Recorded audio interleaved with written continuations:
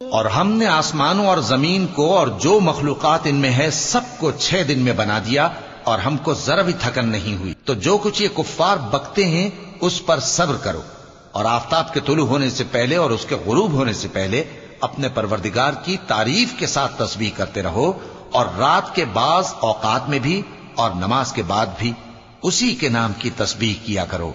और सुनो, जिस दिन पुकारने वाला नजदीक की जगह से पुकारेगा, जिस दिन लोग एक जोर की आवाज यकीनन सुन लेंगे, वही निकल पड़ने का दिन होगा। हम ही तो जिंदा करते हैं और हम ही मारते हैं और हमारे ही पास लौट कर आना है। उस दिन जमीन उन पर से फट जाएगी और वो झटपट निकल खड़े होंगे। इस तरह से जमा करना हमें आसान है। ये लोग जो कुछ कहते हैं हमें खूब मालूम है और तुम इन पर जबरदस्ती करने वाले नहीं हो। बस जो मेरे अजाब की धमकी से डरे उसको कुरान के जरिए नसीहत करते रहो।